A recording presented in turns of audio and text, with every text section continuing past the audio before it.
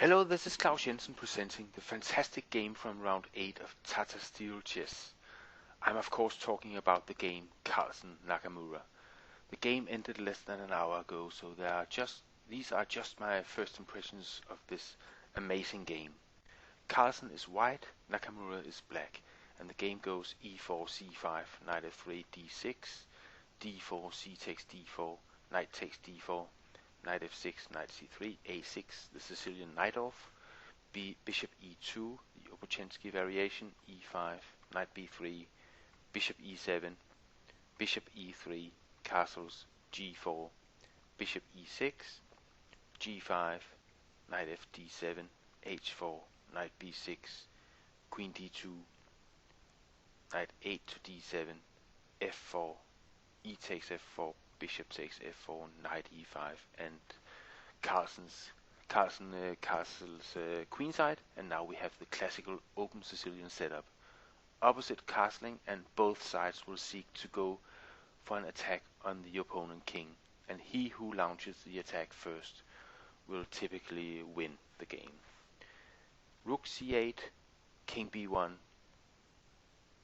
queen c7, h5, rook f to e8, making space for bishop f8, which is a nice defensive maneuver.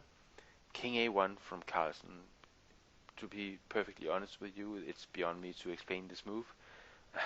Bishop f8, knight d4, and queen c5. And perhaps the idea of this move was to recapture with the queen if Carlsen had decided to take on e5. But Carlsen didn't take on e5. He played a move that showed his intentions of going all in this game. He played g6. And this kind of move is of course guaranteeing an entertaining game. So already here at move 20 we know that this is something special. Nakamura plays knight e to c4, and if Carlsen here had decided to take on h7 for example, then Nakamura would surely play king h8, and this would pretty much stop the attack for Carlsen, so that would be a bad idea. And instead Carlsen played bishop takes c4, knight takes c4, queen d3. And now I think best defense for Nakamura would probably be to play h6. And then Carlsen could take on f7, and bishop takes f7, and queen g3 would still leave Carlsen with the best attacking chances, but I don't think they are quite as dangerous as in the game continuation, because in the game Nakamura plays f takes g6, and then came h takes and h6, queen g3, queen b6, threatening a mate on b2, and of course Carlsen covers this mate by playing bishop c1, and Nakamura tries very hard to create counterplay, and he plays queen a5 here. The threat is to move the knight on c4 and sack on c3 to create mate threats on a2. Rook f to d1. Carlsen continues his attack, and knight e5. And now the threat is rook takes c3, followed by queen takes a2, checkmate. Knight d5 is blocking the bishop from attacking a2, and Nakamura is forced to take on d5, e takes, and the position is still very sharp.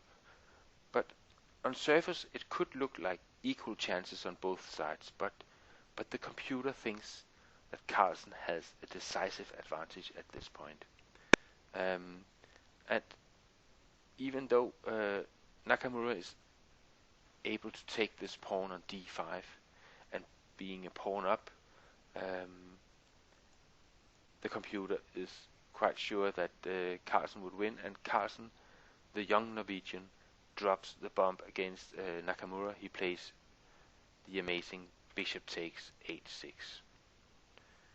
Of course, Nakamura takes the bishop, and then comes g7. And now we can all see that Nakamura's king is in all sorts of trouble. Carlsen has the two rooks and the queen heading down against the soon-to-be naked black king. Bishop e7, rook takes h6. Threatening rook h8, checkmate. Knight f7, best defense, but Carlsen has another power move. Here he plays queen g6. And now queen h7 is also a threat. So knight takes h6, queen takes h6, and now the threat is queen h8, checkmate. Bishop f6, queen h8 check, king f7, g8 queening, rook takes, queen takes f6 check, king e8, and the last move of the game is rook e1 check, and Nakamura cannot block the mate on e7 without losing lots of material, so the American decides to resign here. And I hope you enjoyed this highly explosive game where Carlsen with some beautiful tactics came out on top, and I hope to see you on my blog at klausjensen.com. Bye bye for now.